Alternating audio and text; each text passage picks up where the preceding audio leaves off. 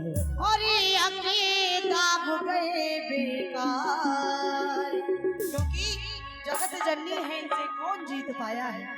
तेरे पहलो पासो राजा खेले, वो अके दाब गए बेकार, वो अके दाब गए बेकार, वो अके दाब गए बेकार। हे राजा बैठो भेजा, वो तो देखे लूचा बरसारे, राजा बैठो भेजा, वो देखे लूचा बरसार।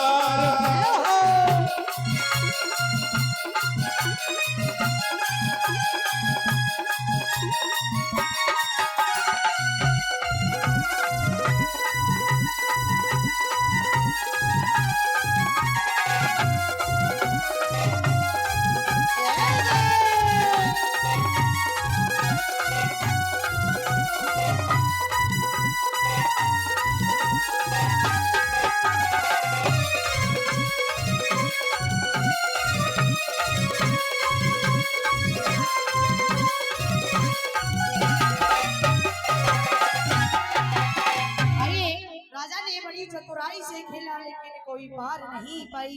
अब दूसरी बाजी आती है किसकी? हाँ जी, अम्मा ही बता रही है, इनका तो ध्यान ही नहीं है। ऐसे जानो जैसे आंगनवाड़ी में दलिया लेने आ गई हो।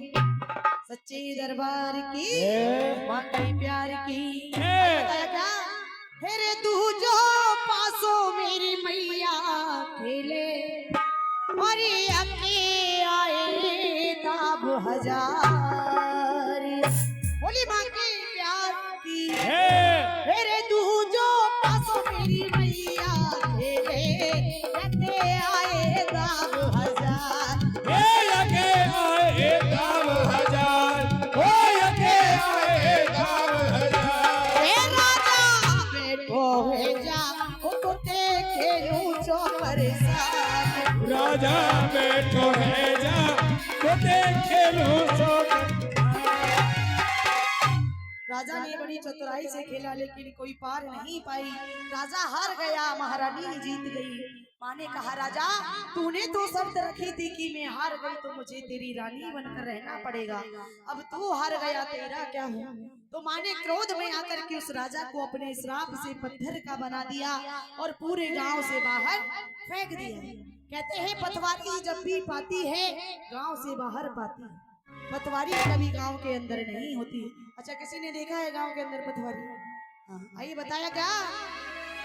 हेरे रूप चांद पत्थर को कियो, और जाने थे को भवन पछार, हेरे रूप चांद पत्थर को कियो, और जाने थे को भवन पछार, हो जाने थे को भवन पछार, हो जाने थे को भवन पछार। हे राजा बैठो भेजा, तो देखे लूचा बरसार, राजा बैठो है जा, तो देखे लूचो बरसार। राजा बैठो है जा, तो देखे लूचो बरसार। इस कहानी से हमें क्या सीख मिलती है कि कभी बड़े बोल नहीं बोलने चाहिए, क्योंकि राजा रूपचंद पत्थर के बने एक बात के कारण।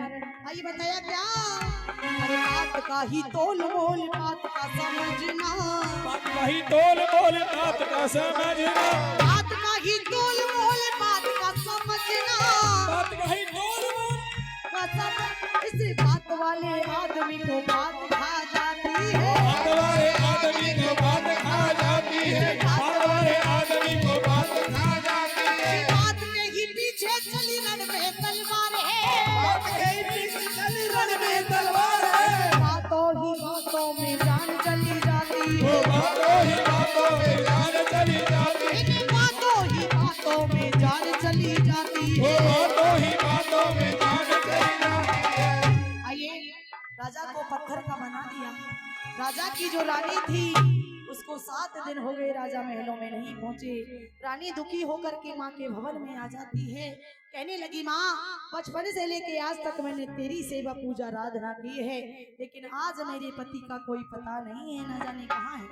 माँ ने उसका भाव देखा, दुख देखा, माँ प्रकट हो गई। कहने लगी बेटी मैंने सोचा था कि तू मेरी इतनी बड़ी भक्त है तो तेरा पति भी मेरा भक्त होगा, लेकिन वो तो बहुत बड़ा स्वार्थी अभिमानी घमंडी निकला।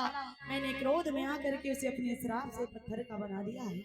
अब तो रानी बहुत जोर जोर से रोने लगी, कहने लगी माँ बिना पति के कहीं गुजारा नहीं है माँ, जब मेरे पति को पत्थर का बनाया है तो मुझे भी पत्थर का बना दो। कहते हैं जो रूपचंद राजा हैं उनको खेड़ा देवत के रूप में पूजा जाता है, और जो उनकी अर्धांगिनी है उनको पथवारी के रूप में पूजा जाता है। उन्होंने कहा माँ हमारा नाम कैसे चलेगा? माँ ने एक वरदान दिया कि जब भी कोई भक्त मेरे दर्शन के लिए जाएगा सबसे पहले तुम्हारी पूजा होगी, बात मेरी होगी। कहते हैं जब नगर कोट वैष्णो देवी जाते हैं सबसे पहले पथवारी पे जाते हैं, और जब आते हैं तब भी पथवारी से होकर आते हैं। बोली पथवारी मैया की। अच्छा जी समझ में आया पथवारी कैसे बनी? वो राजा बैठो है जा वो तुझे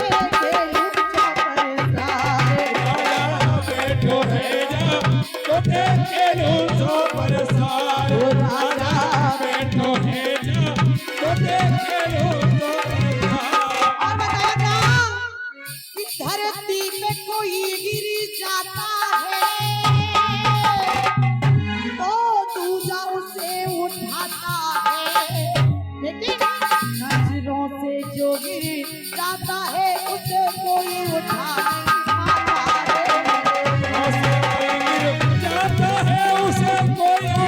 नहीं पाता है। नजरों से जो गिर जाता है उसे कोई उठा नहीं पाता है। कि चुनरी में दाग लगी जाता है तो धुलने से छुट्टी जाता है, लेकिन यदि फूल में दाग लगी जाता है उसे कोई छुट्टा नहीं पाता है। फूल में दाग लग जाता है उसे कोई छुटा नहीं पाता है। यदि फूल में दाग लग जाता है उसे कोई छुटा नहीं पाता है। ये मानस जन्म हमें बार बार नहीं मिलता, जब तक सांसें हैं तब तक हरि गुणगान करते रहिएगा। दोनों हाथों की ताली, दोनों हाथ खोल के एकदम और बोलिए मुसाफिर जाने वाले नहीं फिर